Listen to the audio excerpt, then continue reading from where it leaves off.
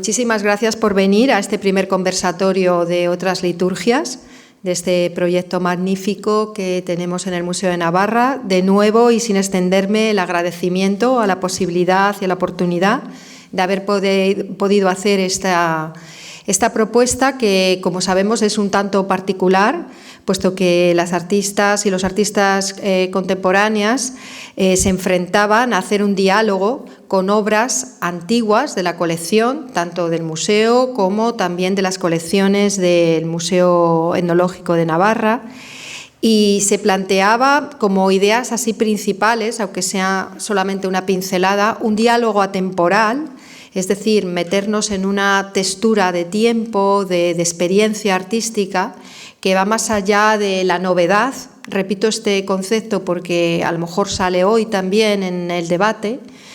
De hecho, todas las obras eran obras que ya estaban hechas o bien que estaban en proceso. Por ejemplo, con Nerea de Diego, ahora veremos, es verdad que ella me planteó una idea en la que estaba trabajando y no estaba el proyecto absolutamente terminado, pero en todos los casos, precisamente para afianzar esa idea de cuenta la experiencia, cuenta la trayectoria, cuenta lo que ya he hecho, y como tal, y desde esa tranquilidad, desde ese fuego lento, me relaciono también con otras obras de todos los tiempos. Así se planteó este proyecto, en el que se trabaja la idea de ritualidad, de curación, en relación con el arte, la idea de si el arte en el siglo XXI puede ayudar a sanar fuera de parámetros comerciales, de moda, hasta qué punto también la idea del artista, ¿no?, cambia para los nuevos tiempos, que esperemos que vengan no solamente tiempos pues un tanto convulsos como los que vivimos, ¿no?, a nivel, pues no sé, político mundial, con las guerras, etcétera, sino también positivos, si hay que cambiar cosas. La exposición, digamos, que disparaba hacia muchos temas, pero al final había una serie de piezas contemporáneas o proyectos contemporáneos que se interrelacionaban con el museo, con piezas del museo, con piezas antiguas. Entre las distintas capas que había en la exposición estaban las temáticas.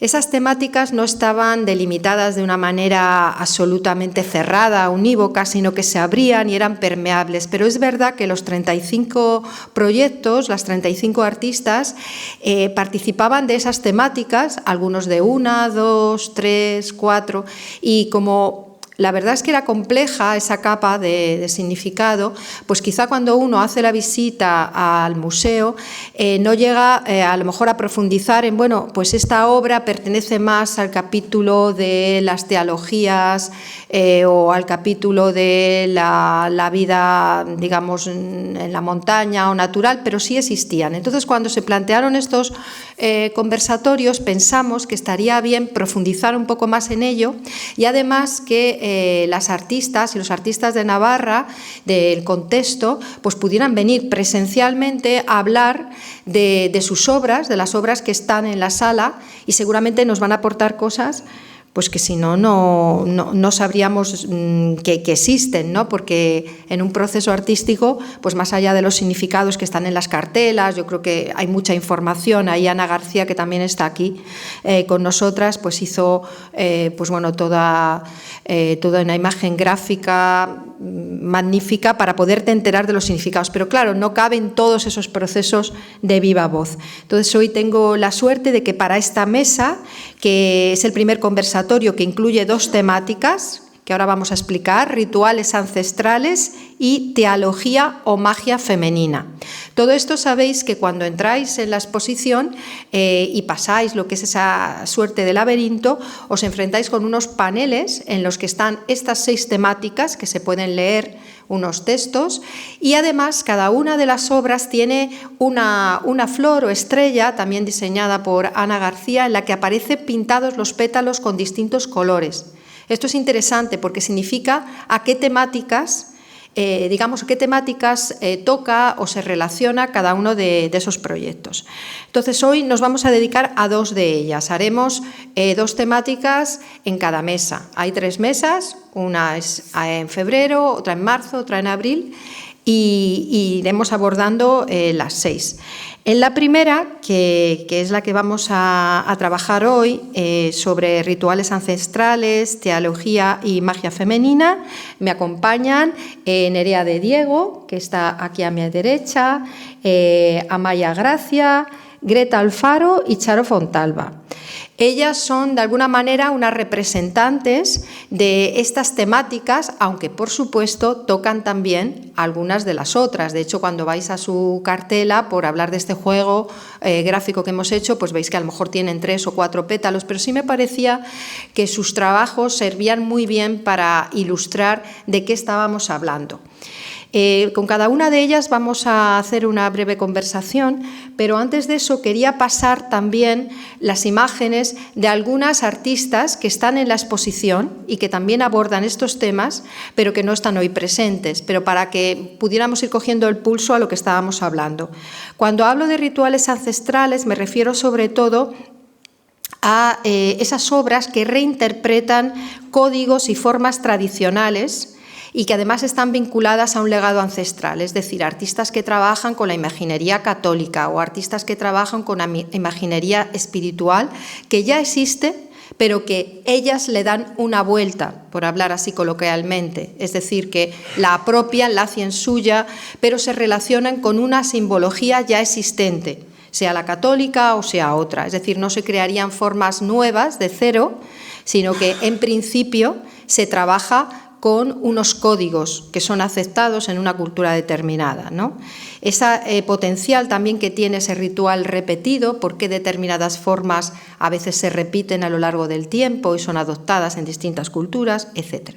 Y cuando hablo de teología y magia femenina, me refiero a la lectura femenina de la espiritualidad. Esta palabra, a lo mejor un poco desconocida para algunas personas, teología, definiría el estudio de, sobre todo de la energía femenina en relación a las diosas, es decir, que si la teología, la palabra tradicional, habla de nuestra relación con Dios en las distintas culturas, pues aquí sería desde esa perspectiva, digamos, feminista en relación a todos los rituales femeninos que existían ancestralmente y que muchas artistas contemporáneas están recogiendo. No sería lo mismo que la teología feminista, que sería otra cosa, porque esa sería la perspectiva de la teología tradicional, pero desde el punto de vista del feminismo. En este se valora realmente rituales ancestrales femeninos. Y hay muchas artistas que recogen esta energía desde mediados del siglo XX y diréis, bueno, ¿y qué diferencia hay? Bueno, pues aparte de potenciar esa idea, hay características, por ejemplo, en lugar de referirse tanto a la idea del gurú o del dios como una figura que está por encima de todos y de todas, se trabaja mucho más la comunidad, se rompe con esa idea de individualismo, se ve mucho en los rituales. Aquí, por ejemplo, os había puesto de los proyectos que se pueden ver en la sala, tenéis esa tienda roja de Remedios, que es un lugar de reunión y que reivindica pues la idea de las brujas, de la reunión del conocimiento femenino, y en la que ella también estaban estos relicarios, y en la que ella además ponía en relación con piezas muy tradicionales y muy de andar por casa, por decirlo así, o por lo menos de uso cotidiano, como era esa celda de monja o como eran las medidas de la Virgen. Es decir, se ve mucho en las artistas que trabajan la ritualidad femenina o la teología, que tienen un interés más que por destacar o por endiosar, nunca mejor dicho, a una personalidad y seguirla, por transmitir conocimiento. Entonces, Remedios estaría también en este grupo. La obra de Charo Fontalba, que la vamos a hablar con ella directamente, para mí entronca con las dos. Hay una revisión de códigos ancestrales y también está hablando de la figura femenina y de una reflexión sobre la ritualidad. Tenemos a Nerea de Diego aquí, entonces la hablaremos ahora su pieza. Ella también revisa, ¿no?, esa imaginería, en este caso a través de las manos, pero sabéis que ya ha hecho muchos proyectos con la idea de las vírgenes, con la idea de bueno, pues figuras votivas populares y cómo se relacionan en un contexto. Sixé Paredes, que utiliza también unos determinados códigos, en este caso de las culturas peruanas, ¿no? Pero él hace unos tapices que son diferentes, ¿no? Que los hace un poco a su manera, de eso se trataría, ¿no? Como de subvertir esos códigos. Aquí tenemos a Clara Durán también, que habla de esa energía femenina, bueno, pues que se relaciona con la naturaleza, que se funde, que no se siente separada de lo natural, y que hizo, bueno, con estas fotos coloreadas a mano en acuarela, pues también hace una reivindicación de otra manera también de vivir pues la liturgia y la espiritualidad.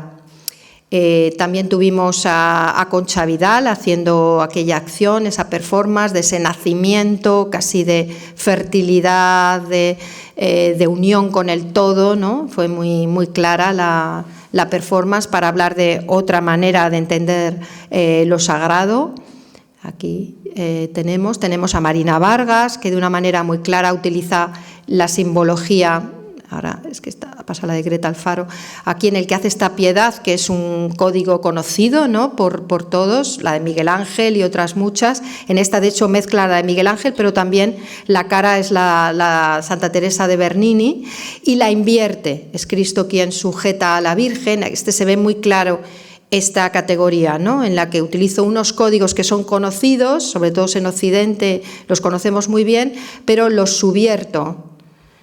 Y en la otra pieza de ella, aquí lo que hace es una especie de paralelo con los moldes de la radioterapia, en este caso, en un tratamiento de cáncer, en relación con esbotos de corazón, un poco hablando de que serían como los esbotos contemporáneos.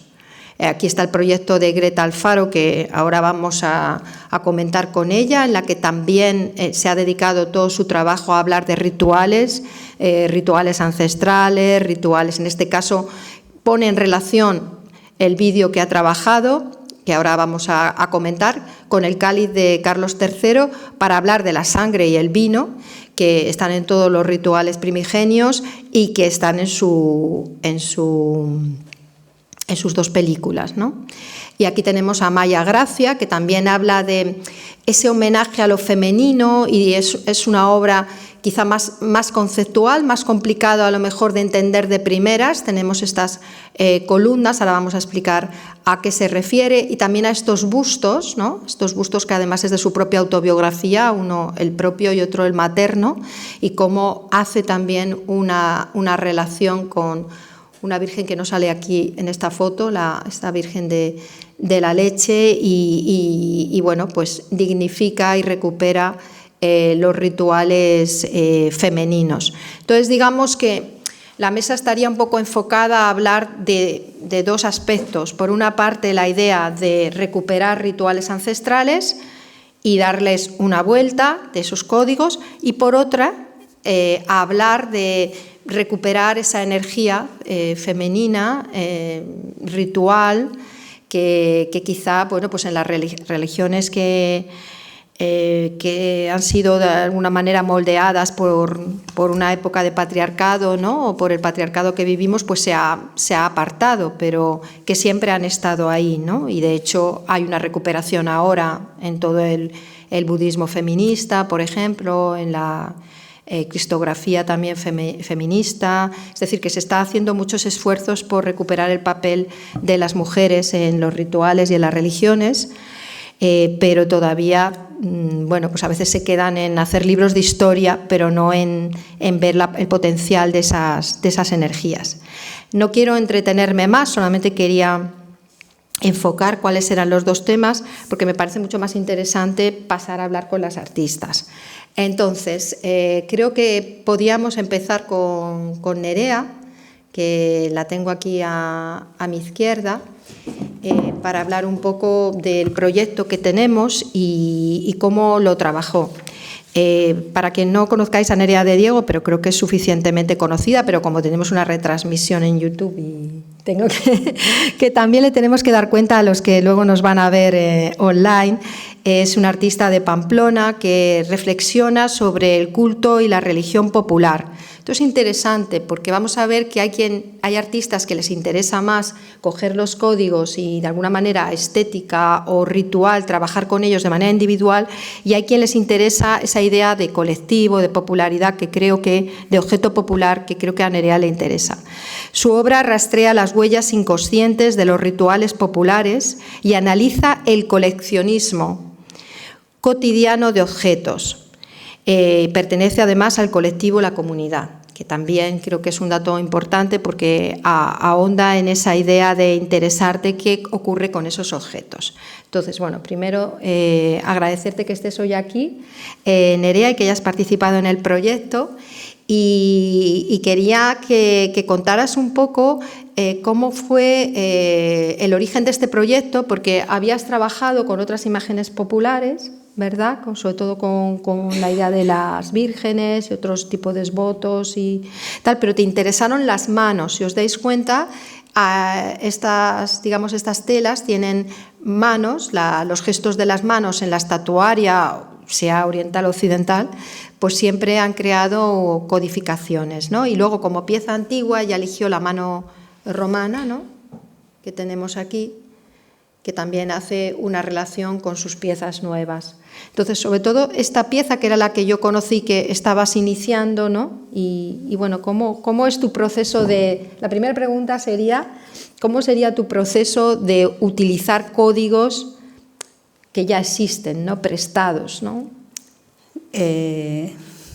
Claro, yo llevo mucho tiempo utilizando códigos que ya existen, o sea, con este tema que has mencionado del coleccionismo y de alguna manera de recoger objetos o de recopilar objetos que ya existen y trabajar a partir de ellos, ¿no? Una especie como de collage, pero llevado como al proyecto más amplio. Llevo muchos años, sobre todo efectivamente con la colección o sea, tengo una colección muy grande de vírgenes, de souvenirs, de estatuarias marianas, también de imágenes de altares populares. Y creo que por esto, o sea, por este mismo proceso, pues empiezo a interesarme por recoger cosas que ya están y por todos los temas relacionados con la religiosidad popular. Entonces, con las manos realmente empiezo en el año 2013 en China, que es esta pieza, la de la peana de madera. Esta pieza, porque aquí hay 3 piezas, ¿no? Sí. Una es del 2023, pero del 2013, o sea, hay 10 años de intervalo. Entonces, ahí yo voy a China a hacer un proyecto como de la religiosidad también popular en China, en Pekín, y bueno, en China tienen tienen como un baile ritual que es una danza que se ponen como las bailarinas en fila y sacan las manos y crean como, bueno, esa figura que ya es una deidad muy repetida, ¿no?, que tiene como muchas manos.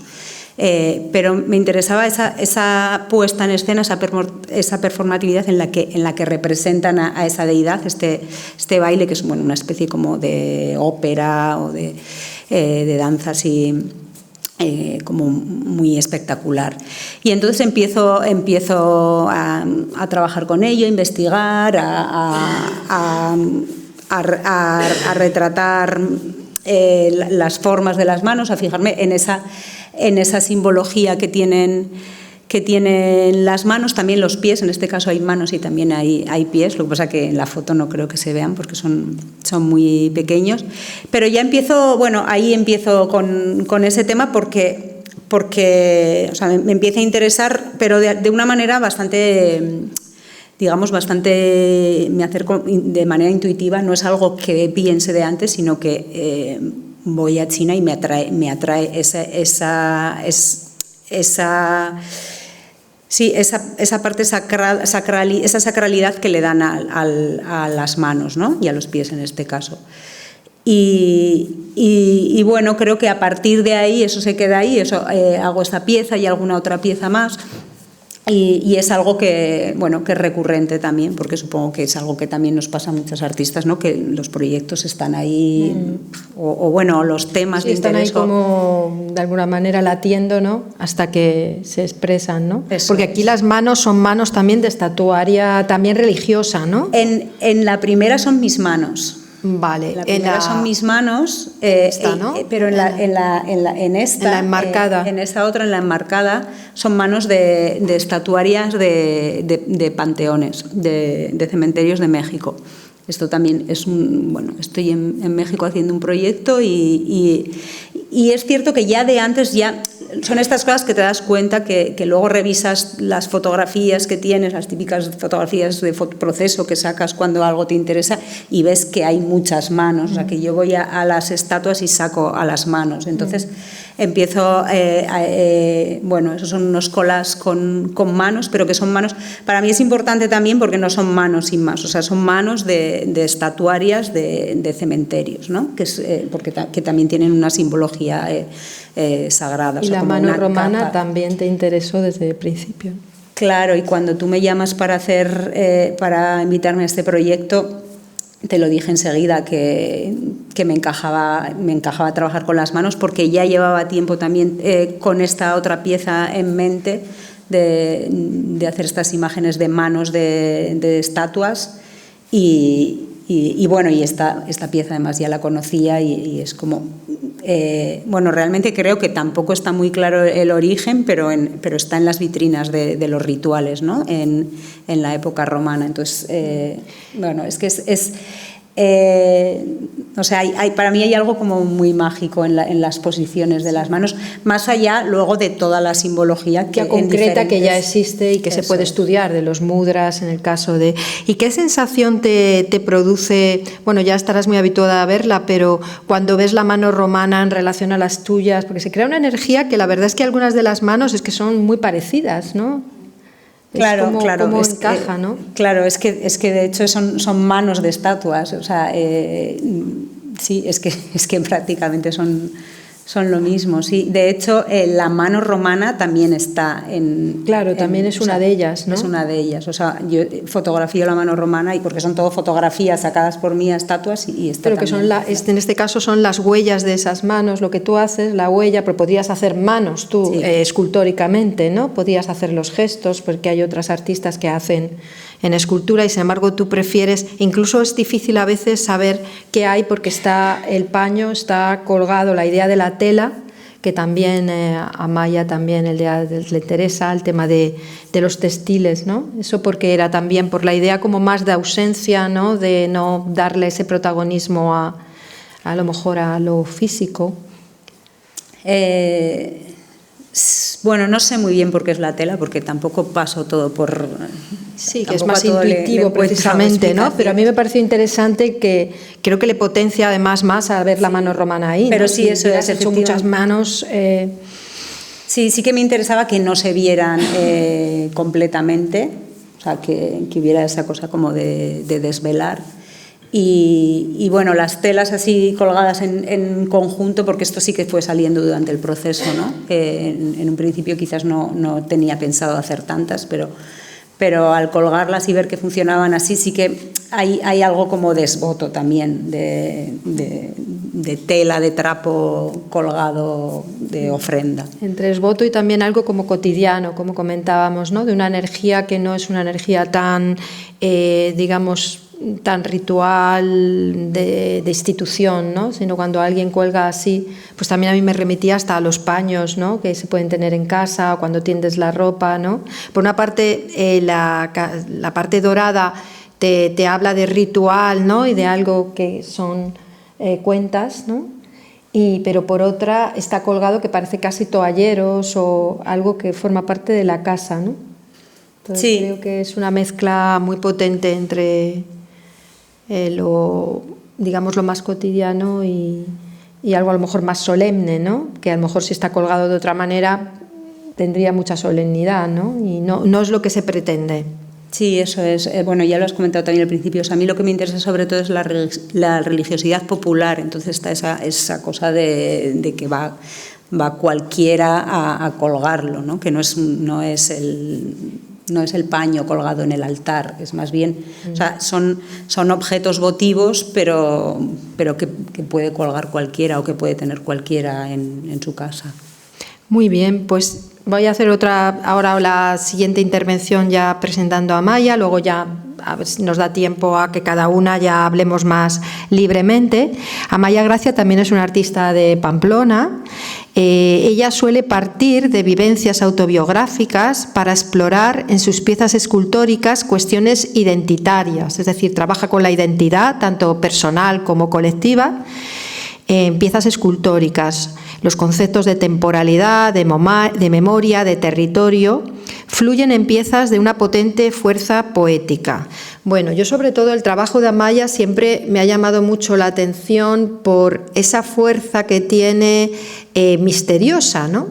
Estas piezas que podéis ver además en relación con estas maravillosas pinturas, ¿no? Tienen un misterio, ¿no? Tienen algo que te atrae, y es interesante porque después descubres que hay una narrativa muy trabajada en su caso, es decir, que hay casi una historia que se puede contar, ¿no? En este caso, ahora nos lo va a contar ella, pero ese tótem, porque es un tótem, bueno, pues está dedicado, es un monumento a Marie Paradis, y ella nos va a contar, pues bueno, quién era. También está hablando de un hito como caminata, de un homenaje a las mujeres, por eso también estaría tanto en revisión de códigos como en revisión de la energía femenina. Entonces, Amaia, cuéntanos un poco, porque hay dos proyectos, ¿no? Están en la sala. Realmente todo empieza en el 2011 con un proyecto que empecé en la Fundación Bilbao Arte, que se llamaba Quiero mi montaña. Y a partir de ahí el tótem pertenece al 2014, y en Quiero mi montaña sí que me di cuenta que todos mis referentes respecto a mi mirada hacia la naturaleza o el territorio, también a través de lo autobiográfico y las vivencias familiares, eran referencias masculinas. Y no entendía por qué no me había encontrado pues, una referencia femenina fácilmente o a mano, ¿no? por el camino. Y de ahí empiezo pues, a investigar quiénes fueron las primeras mujeres alpinistas de la historia, que esté escrito, porque realmente estoy muy segura de que las ha habido y que quizás no sean europeas y que las ha habido antes. Pero de la primera mujer que se tiene constancia es de Marie Paradis, porque Alejandro Dumas lo documentó en sus diarios. Entonces fue una anécdota estando en Chamonix. Fue la primera mujer que esté documentado que subió el Mont Blanc, que está considerado una alta cumbre, y fue pues la anécdota de decir, una mujer no es capaz de subir una alta cumbre o de ser alpinista. Y Marie Paradis trabajaba en el refugio de montaña de Chamonix, y fue pues la que realizó este hito, y luego pues se dedicó a ello. Detrás hay otras mujeres también, como Henriette de Angeville, pero nos referimos a mujeres pues de zonas de los Alpes, Suiza, Francia, y también de una exposición de Marie Paradis, no, pero Henriette de Angeville sí que también tuvo que ver su posición socioeconómica para poder dedicarse al alpinismo y a ser exploradora, que era algo como exclusivamente de los hombres, ¿no?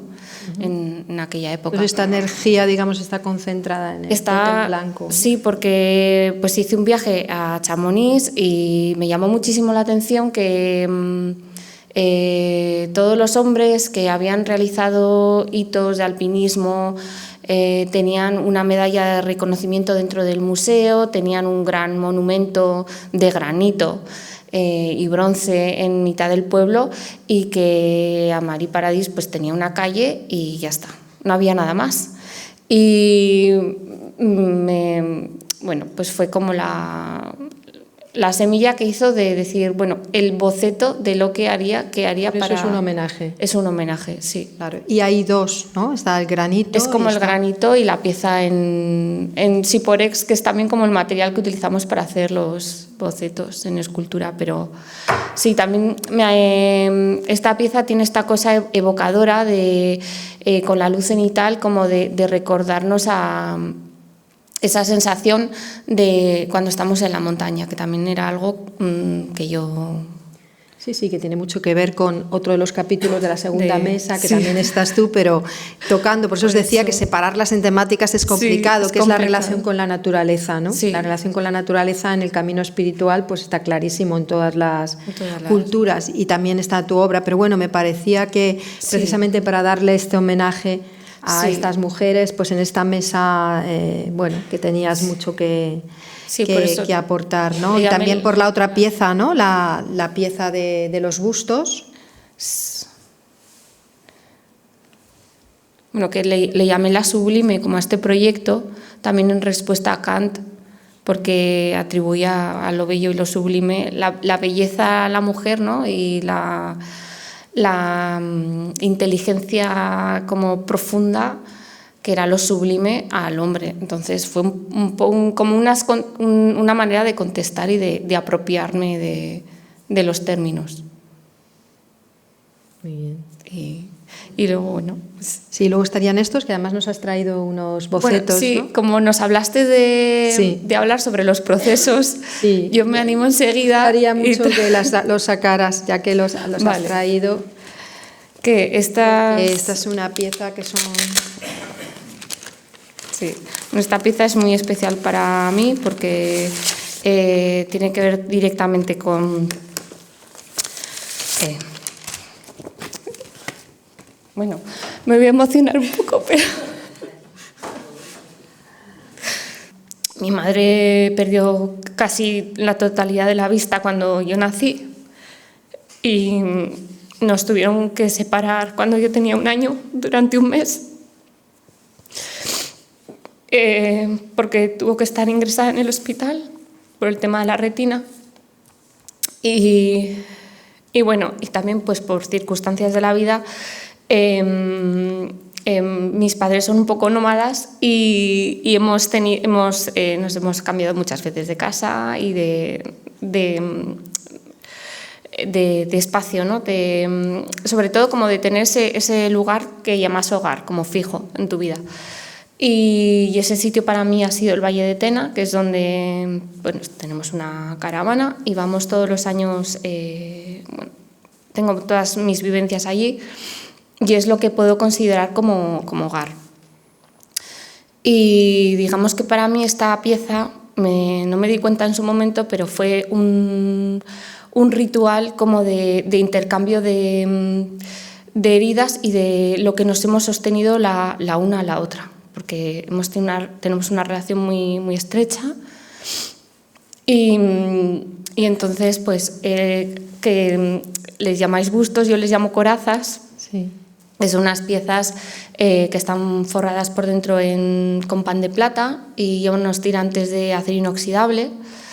Y bueno, mi madre lleva todo lo que son toda la cartografía hídrica, ¿no? De ríos y pantanos del Valle de Tena, que es como ese lugar geográfico al que siento que pertenezco, y yo llevo la retina de mi madre sobre mi pecho.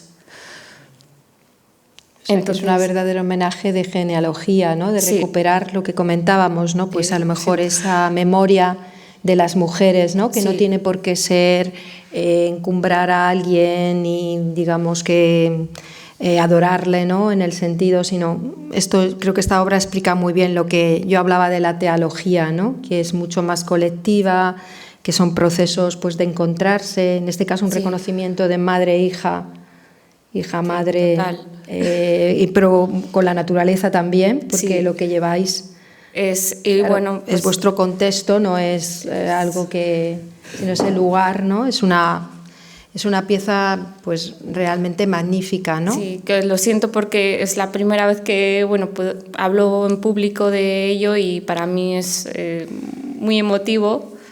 Y bueno, pues... enseña los dibujos un poquito, sí, aunque pues sea, que luego pueden verlos que luego los cuando acabemos.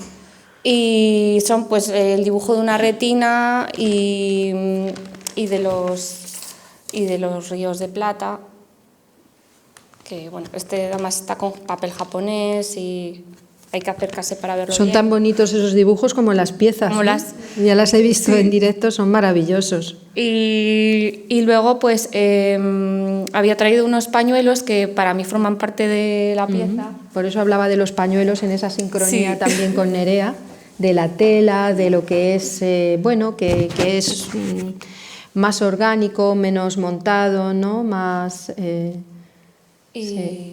O sea, yo sí que la tela que elegí tiene mucho que ver con el tipo de imagen, entonces no sé si se ven. Sí. Para mí era muy importante que fueran imágenes cuidadas y delicadas, que tuviesen también esa parte que reflejaran, ¿no?, el proceso. Y estas son, pues soy yo con la pieza y luego está la de mi madre, que para mí pues fue un regalo que mi madre también se diera a posar y a dejarse fotografiar, ¿no? Pues es muy interesante porque el pañuelo siempre en todos los rituales también cumple una función, tanto sobre todo para tapar o para desvelar. Y luego hice en gasa las que eran como más delicadas y con las corazas para que se nos... Claro, ¿te acuerdas que valoramos ponerlas en sala, pero eran muy delicadas? Entonces, estas piezas no, incluso las estropeas un poco enmarcándolas y... Entonces, bueno, está muy bien que las hayas traído porque la verdad es que forman parte del proyecto también, ¿no? Sí. Bueno.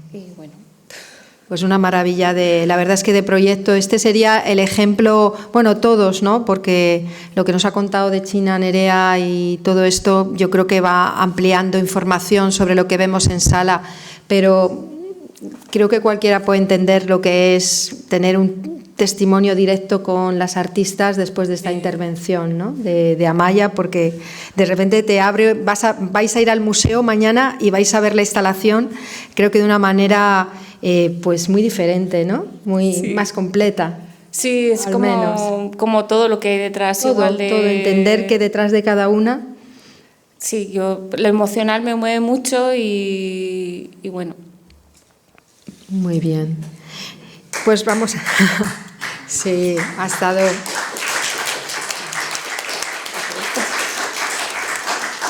Muchas gracias por esta, digamos, por compartir esta experiencia. Y al lado de Amaya tenemos a Greta Alfaro. Greta también es de Pamplona, aunque ha estado viviendo en Reino Unido, viene y va, tiene una vida también bastante, digamos, movida, ¿no?, pero muy ligada también a esta tierra. En el caso de Greta, explora cuestiones identitarias también, le interesan los rituales de celebración, el diálogo entre lo sagrado y lo profano, y crea conmovedoras imágenes que combinan la crudeza de la realidad con elementos oníricos y fantásticos. En el caso de Greta, yo siempre, he admirado cómo también tiene todo un aire entre barroco, ciencia ficción, hay una parte en la que no sabes muy bien ese cruce entre realidad y sueño, pero entrando también en lo real, lo crudo, ¿no?, de lo real. Entonces, bueno, además de agradecerte que estés aquí, que también ha sido complicado llegar y acceder, tenía muchas ganas de que nos pudieras compartir sobre esos 2 vídeos, ¿no? Voy a buscar, he traído algunas imágenes que has creado y que además son piezas pues bastante inéditas, ¿no? Y que están en esa capilla maravillosa, voy a buscarla, en esa capilla maravillosa, aquí. Este es el contexto en el que están estos 2 monitores, para quien no haya visto la exposición, son las labradoras y los labradores. Ahora nos va a contar un poco Greta, y voy a poner algún fotograma mientras ella va contando un poco qué es lo que vemos, cómo nace el proyecto, cómo te adentras además en unos rituales. Pues están de aquí, a lo mejor aquí, a mí me sorprendieron mucho. A lo mejor aquí son más conocidos, ¿no? Bueno, la verdad es que este proyecto nace de una residencia con el programa Landarte, en la que pasé 3 meses en San Martín de Unx. Y bueno, tú has dicho que soy de Pamplona, en realidad no soy de Pamplona, soy nacida aquí, pero yo siempre me considero que soy de pueblo y también marca un poco la diferencia con respecto a todo esto, ¿no? Entonces sí, en mi trabajo utilizo mucho los rituales de la vida cotidiana, no sé si tanto desde un punto de vista espiritual, sino como social, porque todos esos rituales del cada día nos marcan desde los roles que desempeñamos en la sociedad, los que se espera de nosotros o nuestra identidad. Entonces, siempre estoy interesada en ese tipo de temas, muchas veces en relación al alimento y a la manera en la que nos relacionamos con el alimento, que tradicionalmente está vinculado a lo sagrado, ¿no? El alimentarse siempre antropológicamente viene del sacrificio y el sacrificio conlleva unas creencias en el más allá, ¿no? Entonces, si hay 2 alimentos que identifican nuestra sociedad, son el pan y el vino. Entonces, el proyecto anterior, o uno de los proyectos anteriores a este, estaba todo en torno al pan, no solamente porque este es un alimento esencial en nuestra cultura, en nuestra religión, se vincula con el cuerpo del Dios, etcétera, sino también porque desde un punto de vista autobiográfico soy hija, nieta, bisnieta de panaderos. Pero claro, al llegar a San Martín de Unx llegamos a un pueblo que se dedica principalmente a la viña y al vino. Y es otro de estos grandes, ¿no? El vino. ¿Cómo puedes concebir nuestra sociedad mediterránea y ya occidental sin pensar en el papel tan importante que ha tenido el vino tanto como alimento esencial? Antiguamente la gente comía pan y vino, la cosa del con pan y vino se anda el camino no es metafórico, es que realmente la gente comía pan y vino y eso era su dieta. Y bueno, pues a lo largo de las religiones, la más cercana que tenemos, la cristiana, el vino es la sangre del Dios, pero no es la única ni la primera. Entonces, bueno, pues esta oportunidad de estar en San Martín de Unx y de coincidir con los tiempos de la vendimia, etcétera, pues fue perfecto para entrar a trabajar en esto. También tengo que decir que está la otra parte autobiográfica de, claro, yo me he criado en un pueblo en el que también la viña y el vino son muy importantes y absolutamente todos mis ancestros, hasta donde me quiera yo remontar, han hecho vino y han tenido viña. Entonces, mis padres, la generación de mis padres es la primera que renunció a esa tradición. Digamos que es como un poco la posguerra mundial y toda esa llegada del American Way of Life y nos queremos olvidar de un pasado que vemos como rancio, pueblerino y más aún marcado pues por una guerra y una posguerra, ¿no? Entonces, claro, yo me doy cuenta que hay una generación como un vacío ahí entre mis abuelos y cientos de años hacia atrás, mis padres, y luego estoy yo, que soy la que me pregunto cómo se ha perdido esto y dónde está la importancia de todo esto. Y bueno, pues en este proyecto quería indagar un poquito ahí y contando para ello con la colaboración pues de la gente del pueblo que sigue muy, muy, muy vinculada a todo lo relacionado a la viña y el vino y que tienen muy claro que su identidad y su historia gira en torno a esto. Entonces, bueno, hay 2 piezas, una de ellas, bueno, se llaman los labradores y las labradoras. La palabra labrador obviamente viene de elaborar, de trabajar, porque nuestro pasado, el pasado humano, hasta la Revolución Industrial, o sea, en el sur de Europa 100 años, en el Reino Unido, 200, hemos sido campesinos, hemos sido agricultores, ¿no? Entonces el que trabajaba era un labrador, ¿no? Entonces, bueno, tengo esta pieza de los labradores en la que englobo tanto a labradores como labradoras, o sea, digamos a la gente del campo, a la gente que tiene que estar continuamente vinculada con la naturaleza, sus ciclos, y con todas las creencias, rituales y supersticiones que conlleva el estar sometido, el que tu supervivencia esté sometida a lo, no sé si a lo caótico, pero a lo impredecible. Y entonces están todas estas vinculaciones de la sangre, el vino, los rituales como forma de congratularse con la naturaleza e incluso la música como parte de todo esto, ¿no? Y luego está este otro vídeo, que este es las labradoras en relación exclusiva a ellas, porque pasa una cosa, ¿no? Pasa que a lo largo de toda esta historia que estamos hablando de nuestra región geográfica, siempre se habla del agricultor, los agricultores. No, los hombres se iban a la guerra, los hombres se iban a la transhumancia, los hombres se iban al mar, y las que realmente se quedaban en la casa y cuidaban del campo y eran las agricultoras y las labradoras eran ellas, ¿no? El concepto del agricultor hombre es bastante reciente, ¿no? Normalmente los hombres no podían estar al cargo de las cosas que estaban en el hogar, en la casa. Por otro lado, por desgracia, nuestra historia reciente, toda la dictadura, etcétera, restó una cantidad de derechos a las mujeres, que quiere decir, las mujeres trabajaban en el campo igual que los hombres, pero no figuraban, porque una mujer no podía registrarse, no tenía derecho a seguridad social, no se podía jubilar, no podía tener baja, no podía firmar contratos, con lo cual a nivel burocrático las mujeres trabajadoras no existían, pero obviamente estaban ahí, trabajaban igual. Entonces, bueno, pues en ese vídeo en el que aparece la boxeadora está golpeando y en ese vídeo hay dos elementos, ¿no? Un elemento es el saco que empieza a sangrar con los golpes de ella. Nosotros relacionamos golpes con sangre, la sangre obviamente es vino, pero también es el cansancio de ella, ¿no? Es el cansancio y el agotamiento, el darlo todo, ¿no? Y bueno, eso es un poco el resumen, así. Ese contraste siempre que hay en tus obras entre al poner el foco en también rituales muy contemporáneos, ¿no? El propio hecho al que ahora estamos bastante acostumbrados después de la pandemia de ir a que te pusieran las vacunas o a que sacaran sangre y bueno, verlo también dentro de una cierta cotidianidad, pero que no deja de ser otro ritual, ¿no? Y que a veces se convierte en un ritual colectivo, como ocurrió, ¿no? Yo lo pensaba mucho, ¿no? Que había cambiado mi perspectiva también del vídeo después de ver esas colas, la idea de pasar por... Claro, bueno, cada momento histórico y a veces sí, resignifica. Los momentos históricos van muy rápido, pues resignifica las piezas, ¿no? Supongo que como artista lo que deseas es que en cualquier época y lugar pues puedan leerse de alguna manera o puedan tocar al espectador, espectadora de alguna manera que las pueda entender, ¿no? Tratar de trabajar un poco con lo esencial. Y ahí volvemos un poco pues también al tema del folclore y de las tradiciones, ¿no?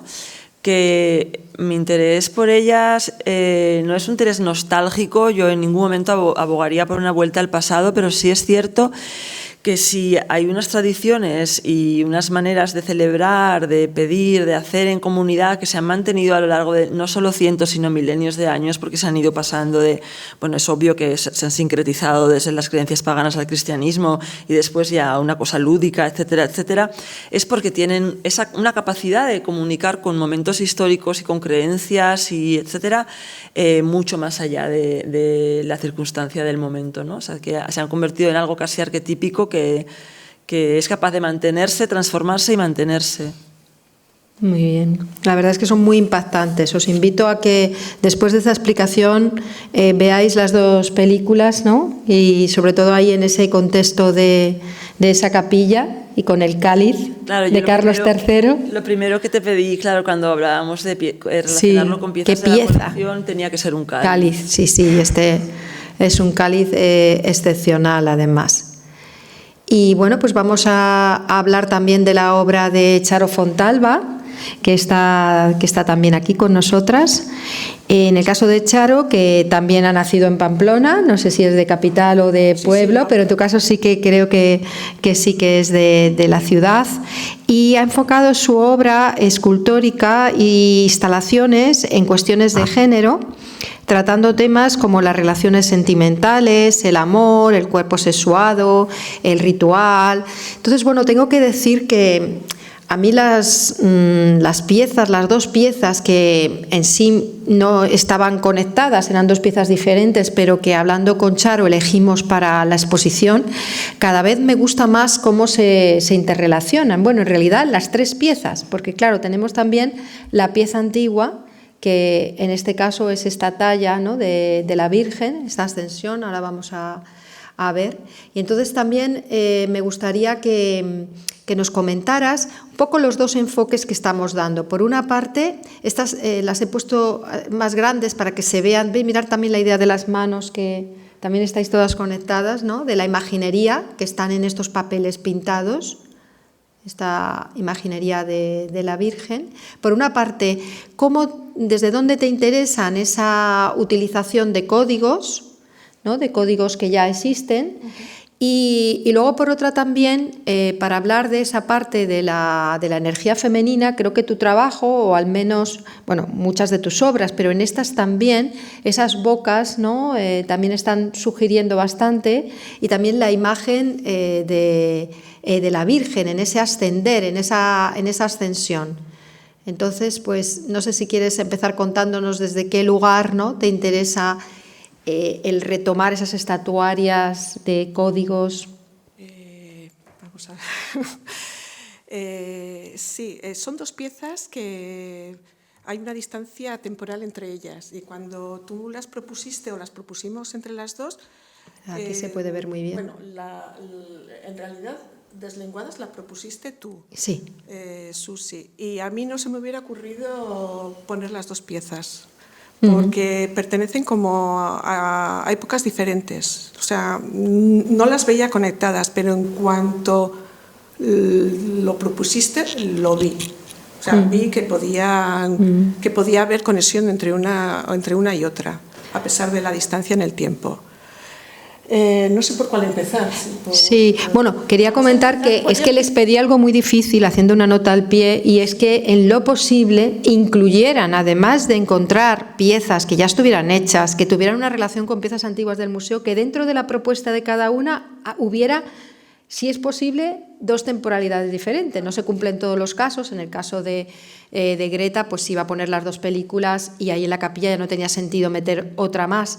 Pero en algunos casos, si fuera posible, para que las temporalidades se ampliaran. Entonces, bueno, esa lengua que para mí, bueno, en toda la espiritualidad, la idea de hablar como hablamos, también del silencio, de callar, la voz, sobre todo de cómo se impide que las mujeres hablen, ¿no?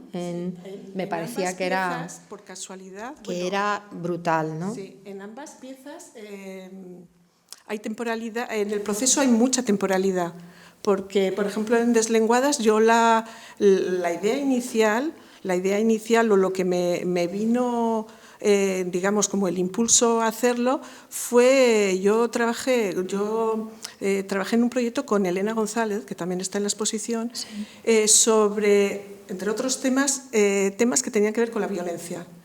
Entonces, me surgió como esta imagen, un poco de manera intuitiva, de manera, vamos a decirlo rápidamente, intuitiva, y en relación al sacrificio, entonces esa es como la primera, como el primer paso de esta pieza, pero después de 11 años hice la segunda, es decir, hubo un lapsus, porque retomé esta obra para otra exposición que era Deslenguadas y otras tartamudas, que aquí sí que hablaba más sobre el silencio, el dar la palabra, el habla, el callar, el quién habla, quién tiene la autoridad para hablar, quién no. Entonces, en esta órbita sí que estaba la obra Deslenguadas. Pero yo creo que aquí, en este contexto, yo creo que Deslenguadas, yo la conecto con otra obra que hice posteriormente, que es que yo construí un somier de palabras, y sobre el somier puse un colchón de carne, que representaba carne. Entonces, en el somier, es decir, hay una dimensión de la palabra en esta obra, y por eso traigo a colación esta otra pieza. En el somier está escrito Madre de la Otredad, comeme. Es una invocación realmente. Sí, casi es un salmo. Es un salmo, es como una oración, sí. Es una plegaria, por decirlo así, a un otro materno. Y yo creo que en Deslenguadas, y esto lo estoy descubriendo a lo largo de la exposición, porque, digamos, estos contenidos, pues yo no los tengo como punto de partida. No, parten. Sino que bueno, brotan. se han enriquecido, exacto. Y entonces me parece que contienen también esta parte de invocación, como de invocación al Sí, otro. llama la atención lo corporal, ¿no? Porque se puede hacer la lengua, se puede hacer la boca, y de hecho se han hecho piezas que hablen de ese callar o de ese intentar apagar, ¿no?, la voz de las mujeres, pero de una manera como más conceptual, a lo mejor más distanciada, más intelectual, ¿no? Y de repente esa boca, esa lengua, ¿no? Esa lengua ahí tan física, ¿no? Realmente tiene una potencia, Sí, pasa por el cuerpo, ¿no? Exactamente, son cuerpos. Es decir, como que su dimensión tiene que ver con la dimensión del abrazo. O sea, es lo que yo puedo abarcar Sí. cuando la estoy Fíjate que yo la relacionaba cuando elegiste, digamos, esta pieza, ¿no? Además, también que habías elegido esta Virgen, ¿no? Como esta ascensión, con la obra también de Marina Vargas, que la hemos citado antes, porque Marina repetía mucho que quería recuperar la corporalidad de la Virgen, ¿no? Que, si os dais cuenta, nunca posa, nunca habla, nunca está en digamos que casi no puede ni descansar, ¿no? Ni siempre está como con el niño, flotando o atendiendo pero que no se le da palabra, ¿no? En las escrituras, ¿no? Casi está ausente en todas las escrituras. Es decir, está ausente. Ahora, de todas maneras, la cristografía feminista está recuperando todas las intervenciones, digamos, en las distintas escrituras, en los apócrifos y tal, de la Virgen y de las otras mujeres en torno, digamos, por ejemplo, a Cristo. Es súper interesante. De hecho, acaba de salir un libro fantástico que os recomendaría, no sé si lo tengo por aquí apuntado, precisamente de cristografía feminista. Es que es del 2023, por eso lo cito. Aquí creo que no lo tengo para deciros las autoras, que recogen toda esta tradición de revisar las escrituras desde la perspectiva feminista. Y se llama, si buscáis cristografía feminista, delante, itinerarios de cristografía feminista. Ahora no me acuerdo exactamente cómo es la primera palabra. Sí, mira, lo tenía por aquí apuntado. Sí, se llama Cristografías feministas. Es de Milena Mariani y de Mercedes Navarro. Acaba de salir. Y ellas recuperan precisamente una mirada hacia la Virgen, que claro, no es si habla o no habla, sino también ver sus intervenciones, ver su cuerpo, ver qué hace, que de alguna manera es lo que hacemos las historiadoras feministas también, ¿no? Que no hayas hablado no significa que no estés. Entonces es muy interesante. Entonces yo cuando veía esta obra, cómo te había quedado en relación a la pieza antigua, decía, vas un poco también en esa idea que proponía Marina, ¿no? De vamos a darle cuerpo. Darle cuerpo a la Virgen María, sexualizarla realmente. Eso es. Sí, es decir, para mí la Virgen María, bueno, para mí y para otras historiadoras, digamos, está como dentro de la línea genealógica de las diosas femeninas, ¿no? Es decir, hay una continuidad, pero la Virgen María nos llega como devaluada, desexualizada, es decir, ha perdido potencia.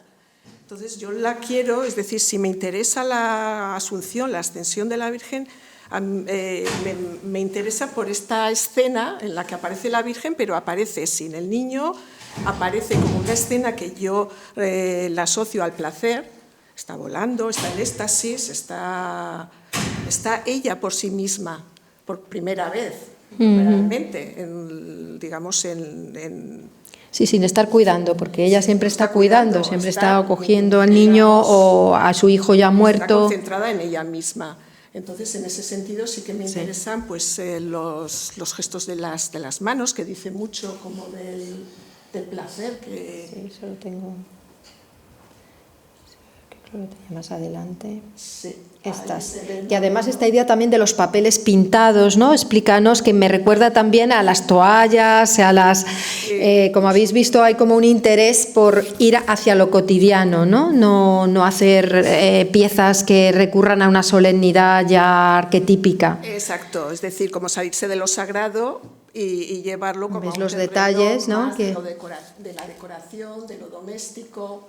Irónicamente también. Claro, sí, hay humor también. Sí, hay humor. Y luego pasarlo también como por una máquina caleidoscópica en la que se reproduce al infinito, esta idea de infinito, esta idea de... Porque claro, lo suyo también sería empapelar. Esta idea como de extenderse, de irradiar, Bueno, que me parecía... Sí, de viralizar todo con Sí, esas exactamente. ideas Todo, de la... Sí, sí. De vírgenes, de esa energía. Yo siempre lo comento a nivel cotidiano, es un personaje absolutamente fascinante, ¿no? Y bueno, así en broma siempre suelo decir que no es fácil estar, digamos, en una postura como la que está la Virgen con su hijo, ¿no? Pongámonos en situación, las que somos madres, ¿no?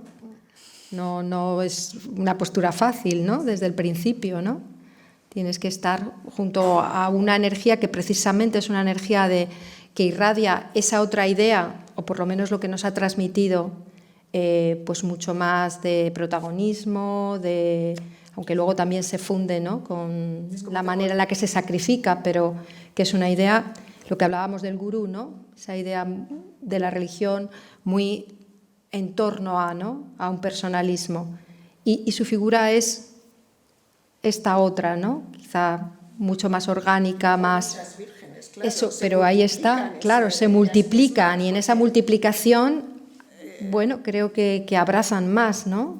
Porque tienen como matices, son como avatares de una misma energía, sí. Una energía que es una energía siempre compasiva, que siempre cuida, que tiene unos valores, bueno, que yo creo que son muy importantes, ¿no? Incluso que ahora están siendo, pues a lo mejor más, no sé, que tienen más futuro, yo diría, desde mi plano personal, que solamente el creer que impone cierta norma, ¿no?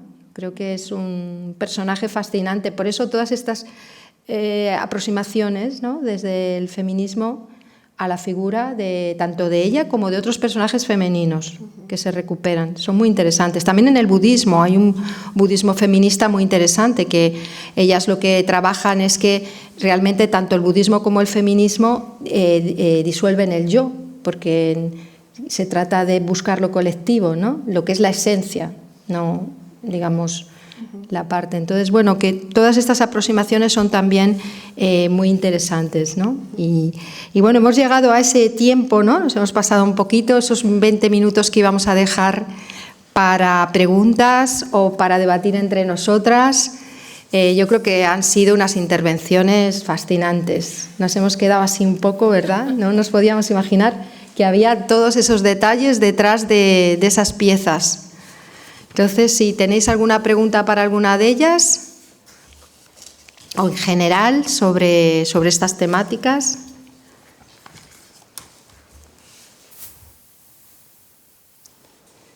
Si no, mientras lo piensan, podéis comentar si estáis ahora en las piezas que estáis pensando, que estáis trabajando, seguís trabajando con estas ideas de revisión de códigos o estáis preparando algo que se pueda adelantar, ¿eh? Porque claro, ya sé que estas primicias así no...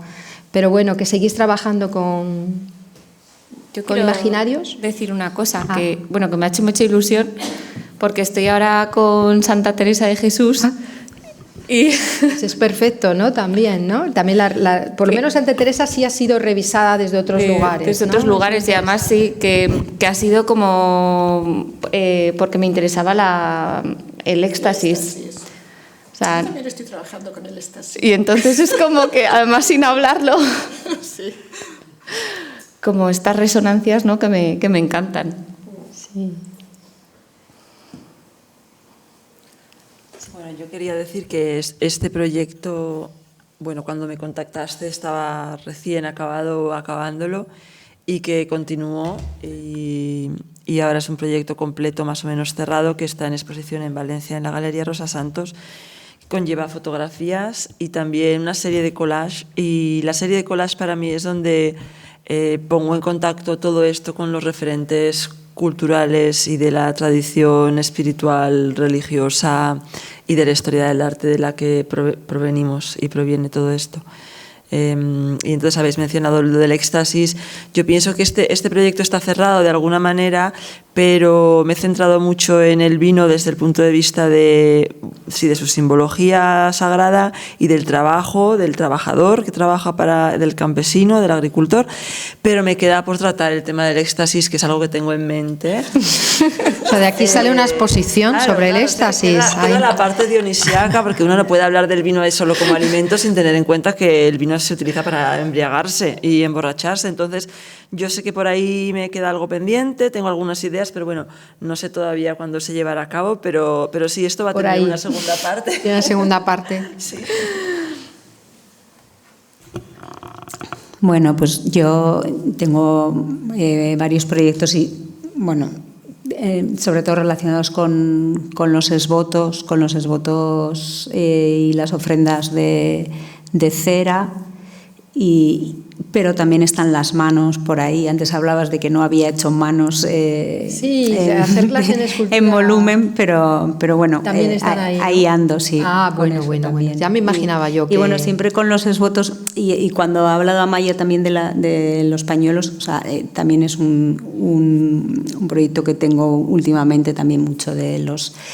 porque antes lo he comentado, igual no se han llegado a entender, o sea, los esvotos que muchas veces se dejan en lugares populares de devoción, que son como los pañuelos, muchas veces que se lavan la cara y dejan el pañuelo, entonces esas acumulaciones deja la huella. Sí, esos rastros con el sudor corporal. La propia sábana santa, ¿no? Es un misterio, sí, ¿no? que es como la sábana santa, pero a mí sobre todo me interesa cuando se hacen populares y anónimos y en acumulación, ¿no? Y bueno, con eso también tengo, sobre todo con lugares especiales o sagrados, con cierta magia de la zona, que estoy haciendo varios proyectos. Yo tengo que decir que esta exposición me ha contagiado muchísimo. ¿Ah, sí? Muchísimo. Estoy bordando incluso por culpa entre comillas, del artista esta que bordas, la que está aquí en la planta baja, que tiene lo de los cuerpos. No, hay Breza. No. Breza. Breza. Y también parte de la... tú dices... no, Bárbara Muriel. Eso es. Bárbara Muriel. Eso es. También me he dejado contagiar por parte de la obra de Medea, ya se verá en el futuro, si acaso, y sí, o sea, que está habiendo conversaciones entre vosotras, aunque no sean con palabras, es que las ideas flotan y ahí están. No, y se ha conseguido algo que a mí era una de mis ilusiones con esta exposición, y es que las piezas antiguas, o por llamarlas así, están muy, muy vivas, ¿no? Están muy vivas en todo momento, las piezas que habéis elegido y las que hay por el museo, que uno se pierde y va. Y luego las piezas vuestras al mismo tiempo tienen como una, no sé cómo decirlo, como una solemnidad, un pozo, ¿no? En el que precisamente porque tienen unos años o están muy trabajadas, porque a lo mejor la de Greta es más reciente o esta última que ha hecho Nerea, pero claro, no son proyectos hechos en 2 meses, son proyectos que ya estaban, digamos, cuajados, ¿no?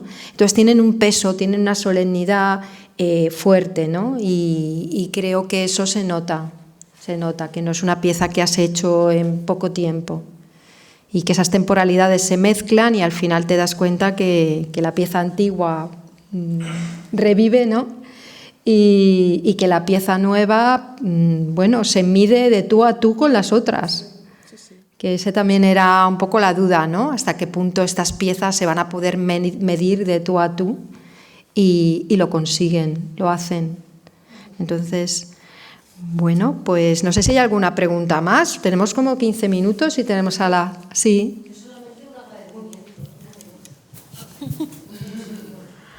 Gracias. Yo solamente un agradecimiento porque con las 4 piezas he hecho un viaje muy diferente, me habéis llevado a sitios muy diferentes cada una y bueno, me ha parecido muy inspirador, simplemente eso, agradeceros.